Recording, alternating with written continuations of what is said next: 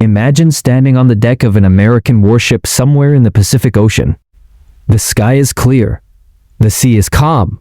Then, a lookout screams, "Aircraft, bearing 310." Within seconds, alarms echo across the ship. Sailors race to battle stations. On the horizon, dozens of Japanese aircraft appear, flying directly toward the fleet. But these aren't ordinary fighter pilots. They're kamikaze pilots? Every one of them has already accepted death. Their mission isn't to survive. It's to crash straight into American ships. By late 1944, these suicide attacks had become one of the deadliest threats the US Navy had ever faced. Entire destroyers disappeared beneath towering columns of smoke. Aircraft carriers burned for days. Veteran sailors wondered if anything could stop an enemy willing to die. Then, America unleashed a weapon so advanced that many Japanese pilots never even realized what had destroyed them. This wasn't a faster fighter. It wasn't a bigger bomb. It wasn't a secret aircraft. It was something hidden inside an ordinary artillery shell, a tiny electronic invention that changed naval warfare forever. The proximity fuse. This is the incredible story of how one of America's greatest technological secrets shocked Japan's kamikaze force and helped change the course of World War II. The war takes a deadly turn by 1944. The Pacific War had reached a desperate stage. Japan had already lost many of its experienced pilots. Its navy had suffered devastating defeats. American factories were producing ships, aircraft, and ammunition at a pace Japan simply couldn't match. Every month, the United States launched more carriers, more destroyers, more fighters, more bombers. Japan faced an impossible reality. Conventional tactics were no longer enough. Military leaders searched desperately for a way to slow the American advance toward the Japanese homeland. Then came an idea unlike anything the world had ever seen. Instead of trying to save their pilots, they would use them as the weapon. The birth of the Kamikaze in October 1944. Vice Admiral Takejiro Onishi proposed a terrifying strategy. Young pilots would deliberately crash explosive-filled aircraft into American warships. The aircraft itself would become a guided missile. The pilots called themselves members of the Special Attack Units. The world remembers them by another name, Kamikaze, meaning divine wind. The name came from a famous event centuries earlier, when powerful typhoons destroyed invading Mongol fleets before they could conquer Japan. Military leaders hoped these new divine winds would once again save the nation. But this time, the wind had human faces. Many pilots were barely 20 years old. Some were younger. Many had received only basic flight training. Some had flown just a handful of hours before receiving their final mission. A one-way flight before takeoff, pilots often wrote letters home. Some apologized to their parents. Some thanked their teachers. Others simply said, "I hope my sacrifice protects Japan." Many drank ceremonial sake. Some received white headbands marked with the rising sun. Ground crews bowed deeply. Friends saluted. Then the engines started. There would be no return flight. Fuel calculations often included only enough gasoline to reach the target. Landing wasn't part of the mission. Landing wasn't part of the mission. Why the tactic worked to American sailors, kamikaze attacks were unlike anything they had ever experienced. Normally, enemy pilots tried to avoid anti-aircraft fire. They dodged, they climbed, they escaped. Kamikaze pilots did the opposite. They flew directly into the wall of gunfire. Even after their aircraft caught fire, even after pieces of the wings broke apart, many continued diving toward the target. Damaged engines didn't stop them. Smoke didn't stop them. Smoke didn't stop them. As long as the airplane remained in the air, the attack continued. For American anti-aircraft crews, this created an enormous problem.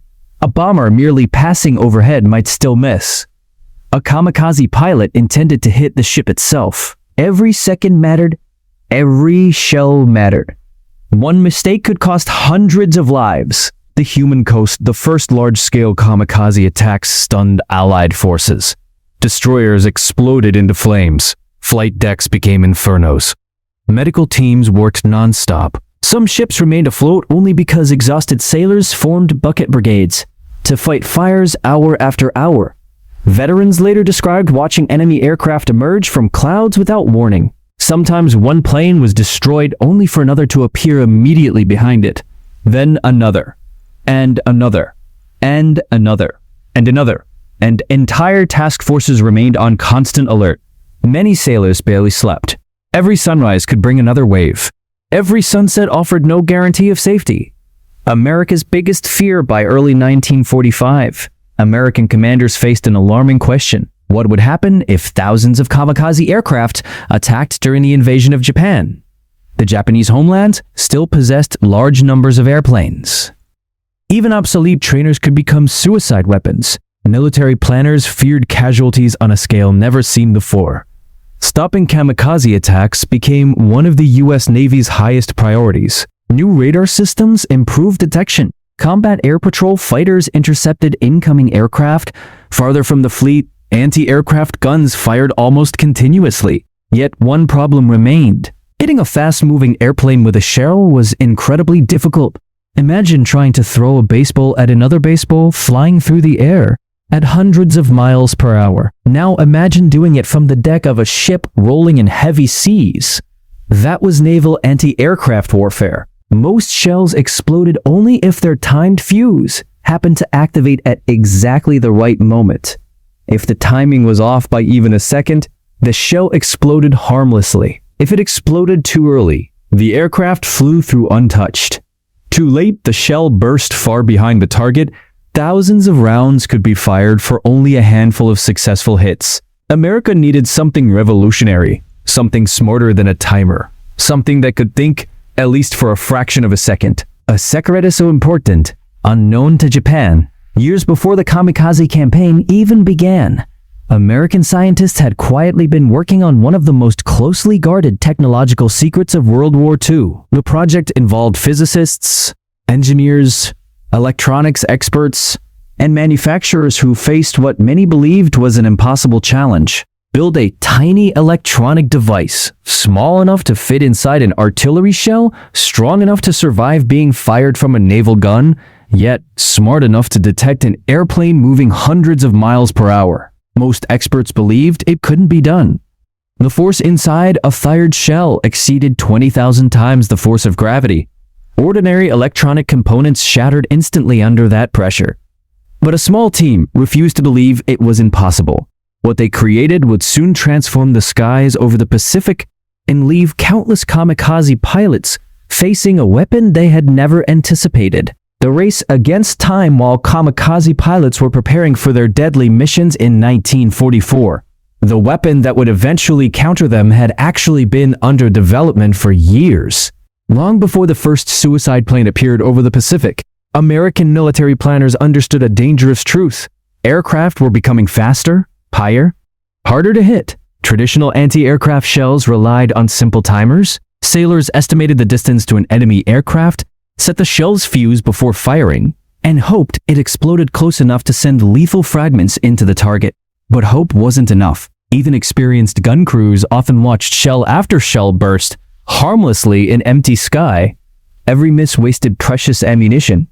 Every miss gave enemy aircraft another chance to attack. The U.S. Navy needed something revolutionary.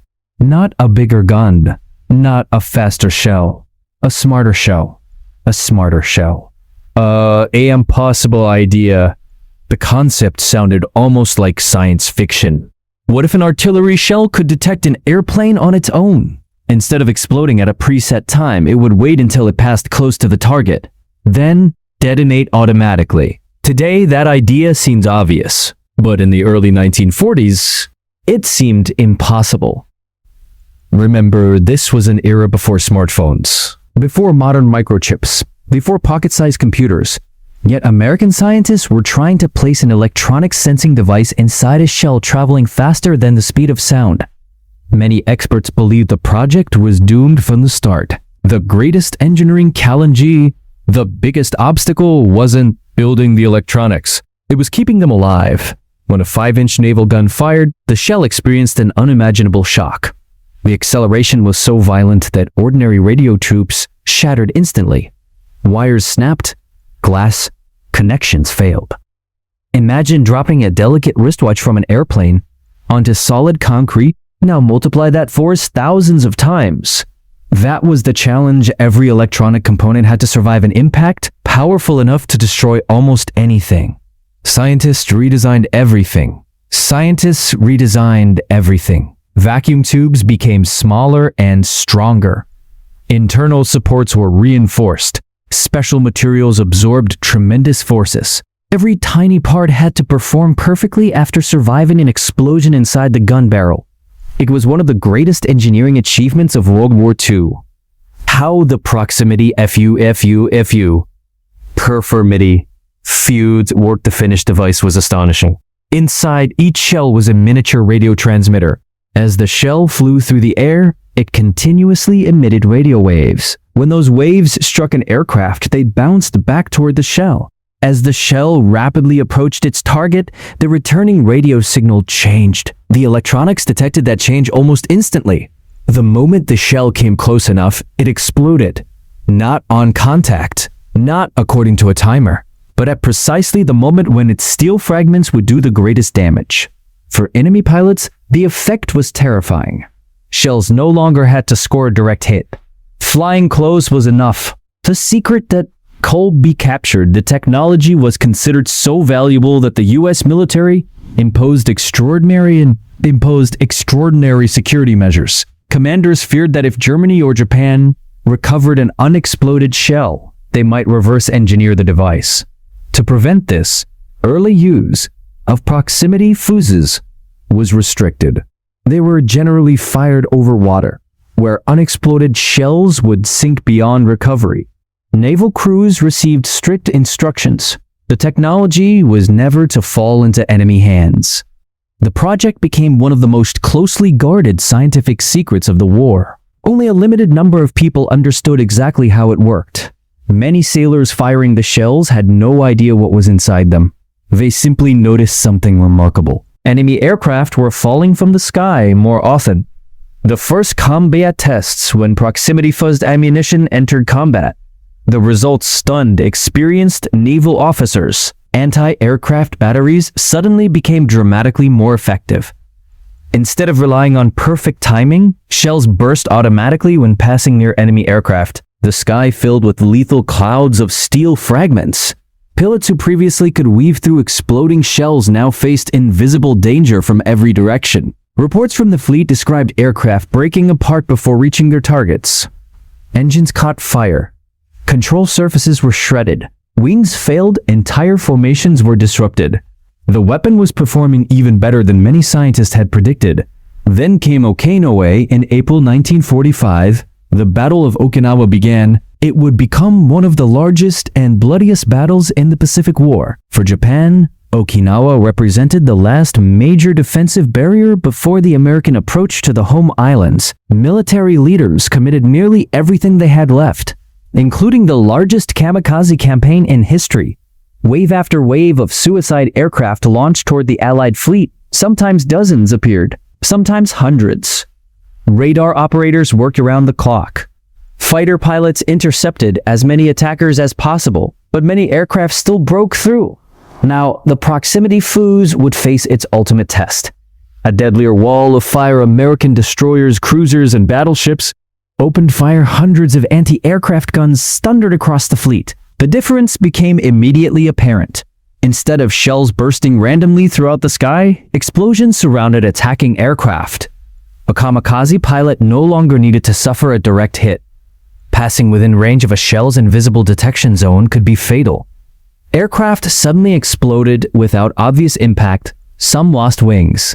The pilots had no warning. Imagine being a Japanese pilot diving toward an American carrier. You have trained for this moment. Your target grows larger every second. Anti-aircraft shells explode around you, as expected. Then, without warning, your aircraft is ripped apart. No shell appears to strike the plane. No collision is visible. Just a violent explosion of steel fragments tearing through the engine, cockpit, and wings.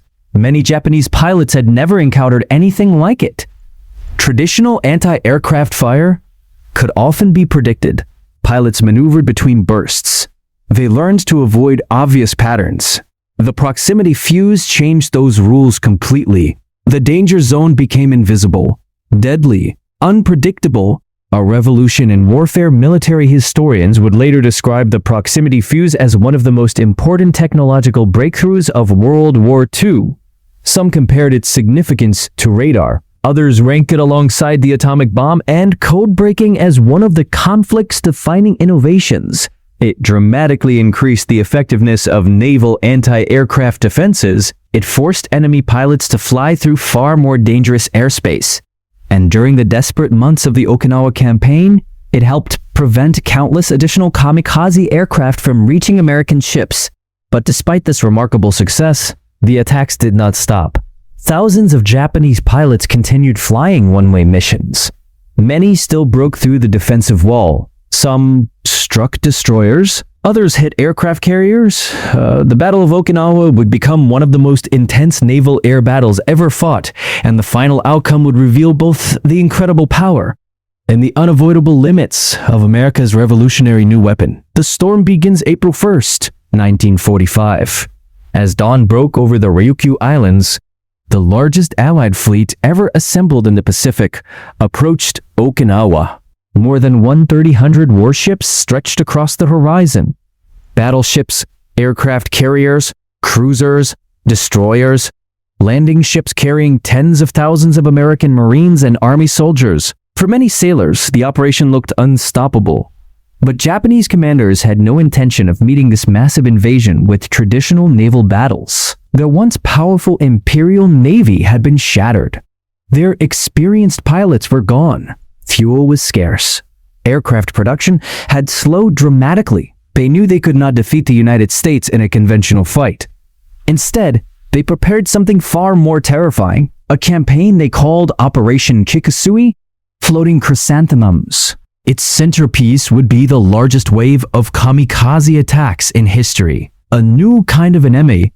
Unlike previous air raids, these attacks followed no predictable pattern. The aircraft came from every direction. Some flew only a few feet above the ocean, using the waves to hide from radar. Others emerged from clouds at the last possible moment. Still others circled silently before diving at nearly vertical angles. Every pilot had one objective: find an American ship, crash into it. No escape, no surrender, no second chance. For American sailors, it was unlike anything they had experienced. Life aboard a destroyer. Imagine serving aboard a U.S. destroyer. Imagine serving aboard a U.S. destroyer assigned to radar picket duty. These ships operated miles ahead of the main fleet, acting as an early warning system. Their radar detected incoming Japanese aircraft long before they reached the carriers. But there was a terrible price. Radar picket ships became the first targets. Japanese pilots knew exactly where they were. Some destroyers faced attack after attack throughout the day. The crew barely had time to reload before another aircraft appeared on the horizon. One sailor later remembered, "You never stopped looking at the sky." Another recalled, "The silence between attacks was almost worse than the attacks themselves." Everyone knew another wave was coming. The only question was, when? The wall of steel as radar operators tracked incoming aircraft. Alarms echoed across every ship. General quarters. Every sailor rushed to battle stations. 5-inch guns rotated toward the approaching aircraft. 40mm Bofors guns. Elevated 20mm cannons locked onto targets. Then, the sky erupted. Thousands of shells climbed into the air. The thunder of naval gunfire became almost continuous. Smoke drifted across the fleet. Brass shell casings piled across gun decks. Gun crews worked with blistered hands. Sweat mixed with oil and gunpowder. Yet the kamikazes kept coming. The difference: proximity, fuses, made before proximity, fuses, made before proximity, fuses, made before proximity, fuses. Anti-aircraft crews often watched shells burst harmlessly behind attacking aircraft. Now something had changed. Shells no longer needed perfect timing. They detonated automatically when passing close to an airplane. The effect was immediate. Japanese aircraft suddenly exploded hundreds or even thousands of feet farther from American ships. Pilots who had successfully dodged anti-aircraft fire in previous battles found themselves flying into invisible danger. A shell didn't need to touch the airplane. Getting close was enough Fragments traveling at tremendous speed ripped through engines, wings, and control cables. Many attacks ended before they truly began, but the Kamikazes kept coming despite this technological breakthrough. The attacks did not stop. Japan committed thousands of aircraft to the Okinawa campaign. Many were obsolete trainers. Some were aging fighters. Others carried bombs beneath their fuselages. Every available airplane became a potential suicide weapon. American radar could detect them.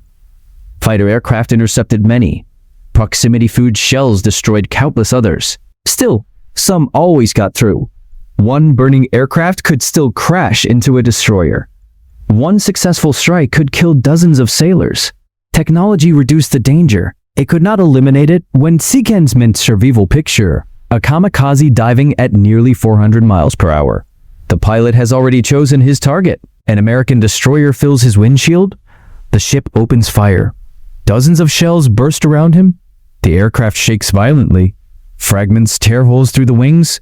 Smoke pours from the engine. Yet he continues downward. Only seconds remain. Then, one 5-inch shell passes nearby. Its proximity fuse detects the aircraft. The shell explodes. Hundreds of steel fragments slice through the cockpit and engine. The airplane breaks apart. Instead of crashing into the ship, its wreckage splashes harmlessly into the sea just a few hundred yards away. The crew survives. That single shell may have saved hundreds of lives. The cost of victory, even with improved defenses, the Battle of Okinawa became one of the deadliest naval campaigns in American history. Over nearly 3 months of fighting, hundreds of Allied ships were damaged. More than 30 ships were sunk by enemy action. Thousands of American sailors were killed or wounded. Thousands of Japanese aircraft were destroyed. The Kamikaze campaign inflicted devastating losses, but it also came at an enormous cost to Japan. Each suicide mission meant another trained pilot lost forever, another aircraft destroyed, another family left grieving.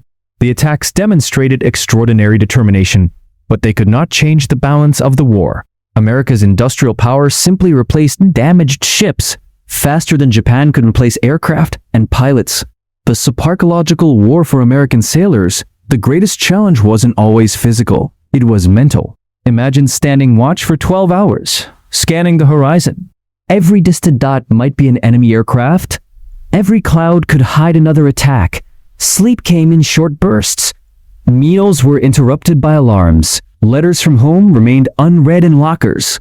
Many veterans later admitted that Okinawa was the most exhausting battle they experienced during the entire war. Not because of constant combat, but because of constant anticipation. You could never truly relax. The next kamikaze might already be on its way. The end of the Camp Aijin by late June 1945. Organized Japanese resistance on Okinawa finally collapsed. The island had fallen. The Allies now possessed an airbase within striking distance of the Japanese home islands. For American military planners, however, Okinawa raised an alarming question. If kamikaze attacks had been this intense over Okinawa, what would happen during an invasion of mainland Japan? Intelligence estimates suggested Japan still had thousands of aircraft available for suicide missions. Military leaders feared casualties unlike anything seen before. Some historians believe those projections became one factor influencing later strategic decisions during the final months of the war. A weapon that changed naval warfare by the end of Okinawa, one conclusion was undeniable. The proximity fuze had transformed anti-aircraft defense. Naval officers credited it with dramatically increasing the effectiveness of fleet air defenses. It allowed American ships to destroy attacking aircraft at greater distances. It reduced successful kamikaze strikes, and it gave exhausted sailors a fighting chance against one of history's most desperate tactics. Yet the technology remained highly classified. Most Americans had no idea even existed. Many would not learn the full story until years after World War II ended. The tiny electronic device hidden inside an artillery shell had quietly become one of the greatest scientific achievements of the war. Many would not learn the full story until years after World War II ended. The tiny electronic device hidden inside an artillery shell had quietly become one of the greatest scientific achievements of the war, but its legacy would extend far beyond the Pacific. Because after 1945, The world entered a new era, an era in which smart weapons, guided technology, and advanced electronics would forever change the nature of warfare. The moment everything changed by the summer of 1945, something had become unmistakably clear to both sides of the Pacific War. Japanese pilots were still courageous. American sailors were still courageous, but the battlefield itself had changed. The skies over the Pacific were no longer controlled by courage alone. Technology had entered the fight. Again and again, kamikaze pilots flew directly toward American ships, expecting to penetrate walls of anti-aircraft fire through speed, determination, and sacrifice. Instead, many encountered something they had never trained to face. Aircraft began exploding before reaching their targets. Some pilots watched neighboring planes suddenly disintegrate without any visible direct hit. Others saw explosions occurring with uncanny precision. To many Japanese airmen, it seemed as though American shells had become impossibly accurate. They had no way of knowing that a tiny electronic device hidden inside each shell was making life or death decisions in fractions of a second. A weapon hidden in plain sight. The remarkable thing about the proximity fuze was that it looked completely ordinary. To an observer, it was simply another artillery shell. There were no flashing lights, no obvious external differences, no dramatic new cannon. The revolution was hidden inside. When the shell left the barrel, a miniature radio transmitter began operating automatically. As the shell approached an aircraft, reflected radio waves triggered the fuse. The result was devastating. Instead of requiring a perfect hit, the shell only needed to pass close enough for thousands of high-speed steel fragments to strike the aircraft. That single innovation dramatically increased the effectiveness of naval anti-aircraft fire. Sometimes, one well-placed burst accomplished what dozens of times shells could not. Why Japan could not CPIAT? Many viewers wonder an important question. If the technology was so effective, why didn't Japan build its own version? The answer lies in wartime industry. By 1944 and 1945, Japan faced enormous shortages. Factories struggled to obtain raw materials. Cities suffered repeated bombing. Electronics production was limited. Even manufacturing reliable radios had become increasingly difficult. The proximity fuse required extremely rugged miniature electronic components, precision manufacturing, strict quality control, and an industrial base capable of producing them in large numbers. The United States possessed all of those advantages. Japan did not. Even if Japanese engineers had fully understood the technology, reproducing it during the final months of the war would have been extraordinarily difficult. 104 World War II's greatest secrets, the United States secrets. The United States guarded the proximity fuse with extraordinary care. Military leaders understood that if an intact shell fell into enemy hands, years of scientific advantage could disappear. For that reason, early combat use was tightly controlled. Whenever possible, the shells were fired over water so unexploded rounds would sink beyond recovery. Many service members knew only that a new type of ammunition had arrived. Few understood how it worked. Even after the war ended, details remained classified for years. When historians eventually examined the program, many concluded that it ranked among the greatest technological achievements of the Second World War. It demonstrated that electronics could survive extreme battlefield conditions. That lesson would influence military research for decades. The human story behind the technology, yet no invention can tell the full story of war. Behind every aircraft was a young pilot. Behind every anti-aircraft gun stood exhausted sailors. On one side, Japanese aviators believed they were defending their homeland, often knowing they would never return. On the other, American crews fought to protect their ships, their friends, and their own chance to go home alive. Each side carried fear. Each side carried loss. The proximity fuse did not erase that tragedy. It simply changed the odds. History reminds us that technological superiority can alter battles, but it cannot erase the human cost. The end of the Kamikaze. Kamikaze. Kamikaze. Kamikaze. Kamikaze, Kamikaze. Kamikaze. Following the Battle of Okinawa, Japan's military situation continued to deteriorate. Its air force was depleted. Fuel reserves were critically low. Industrial production had been severely weakened. In August 1945, After the atomic bombings of Hiroshima and Nagasaki and the Soviet Union's declaration of war against Japan, the Japanese government accepted surrender terms. World War II came to an end. The Kamikaze campaign ended with it. Thousands of young men had given their lives in missions that ultimately could not change the outcome of the war. For the United States, victory came at a tremendous cost as well. Thousands of sailors, marines, soldiers, and airmen never returned home. The Pacific War left scars on every nation involved.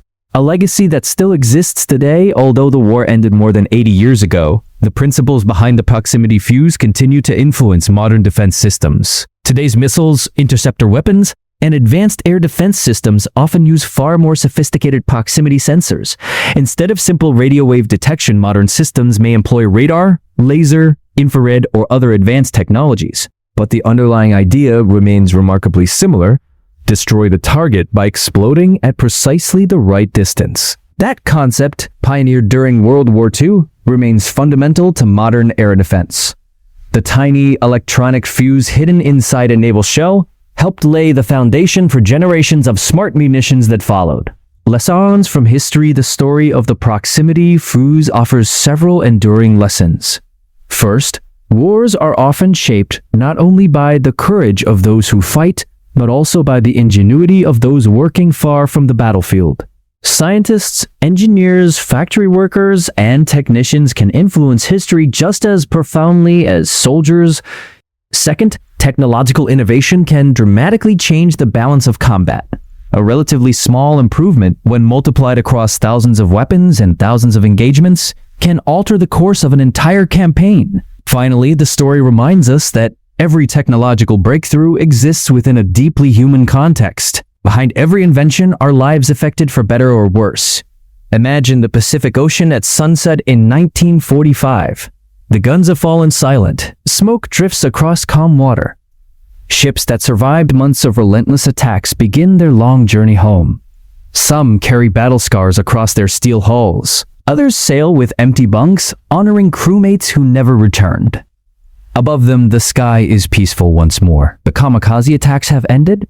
Hidden deep inside naval history is the story of a device no larger than a man's hand.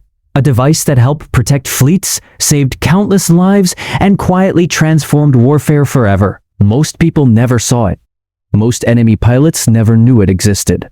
Yet its impact echoed across the Pacific and continues to influence military technology to this day. Sometimes history is not changed by the biggest weapon. Sometimes it is changed by the smartest one. The story of America's proximity fuse is a reminder that World War II was fought not only with ships, aircraft, and armies, but also with science, engineering, and innovation. Behind one of the war's smallest inventions stood thousands of researchers, factory workers, and service members, whose work helped protect Allied fleets during some of the conflict's fiercest battles. If you enjoyed this documentary and want more deeply researched stories from World War II, including forgotten battles, secret technologies, and remarkable personal accounts in technologies, be sure to subscribe and turn on notifications so you don't miss future episodes. Until next time, thank you for watching, and thank you for keeping history alive.